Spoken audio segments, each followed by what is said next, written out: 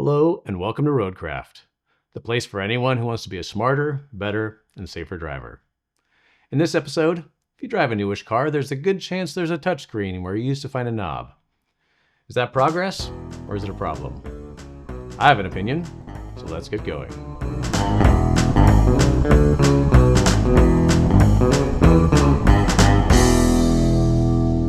Sometimes, smart technology is pretty dumb. Case in point, driver controls in your car.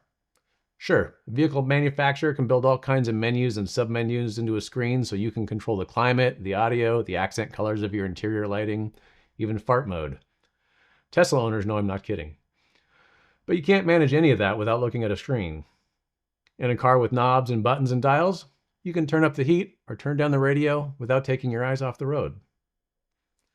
We're at the point now where even the minority of people who do text and drive know it's dangerous to text and drive. Meanwhile, car manufacturers are installing hardware that functions a lot like sending a text message.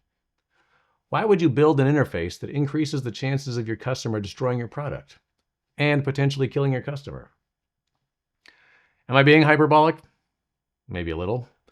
But as one example to suggest that I'm not, consider this. Reaction times for drivers using Android Auto or Apple CarPlay are over 50% longer than that of an attentive driver. Apple calls CarPlay the smarter, safer way to use iPhone in the car. Hey Apple, you know what's actually safer and smarter? Not using a phone while driving. This just sounds like trading one distraction for another possibly slightly less bad distraction. Or how about this? A car magazine tested how long it took drivers to complete 4 simple tasks. Things like adjusting the heat, changing the radio station, on 11 cars equipped with touchscreens, along with one older car that had knobs and buttons, all while driving about 70 miles an hour. On the older car, it took 10 seconds, and drivers barely looked away from the road. It took an average of 25 seconds on the cars with touchscreens, with the worst performer topping out at 45 seconds. In case you're wondering, that 25 seconds works out to almost half a mile, and a lot of that time is spent staring at a screen. A few car companies have begun to realize the error of their ways and are committing to installing proper tactile controls in their new models that you can adjust by muscle memory instead of fiddling with a drop-down menu. Volkswagen's chief designer promised that all future models will have physical controls, saying, "It's a car. It's not a phone, it's a car." That commitment might be at least partly prompted by a change in Europe's vehicle safety rating system. Soon, cars that force drivers to use touchscreens for core vehicle controls like windshield wipers won't be able to get a top safety rating.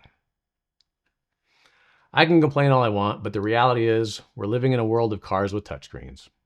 It's not your fault that the technology in your car is inviting you to engage in risky behaviors, but you're the one that has to deal with it. So what can you do, short of trading your car in for an older one? Maybe the place to start is recognizing that the tech in cars is sometimes dumb, so we should be discerning in how we use it. That's not helpful, though, if it takes 3 taps on a touchscreen to turn on your windshield wipers. Depending on your car, you might be able to install aftermarket knobs and buttons, programmed to handle some of the touchscreen tasks. More realistically, though, is spending some non-moving time to get proficient with the most common tasks that need to happen while driving, so you at least minimize the distraction, knowing it's not a great solution, but it's better than being oblivious to the risks. Vehicle technology should serve you, not harm you. Until more of these manufacturers figure that out, we as drivers have to do what we can to avoid being a victim of it.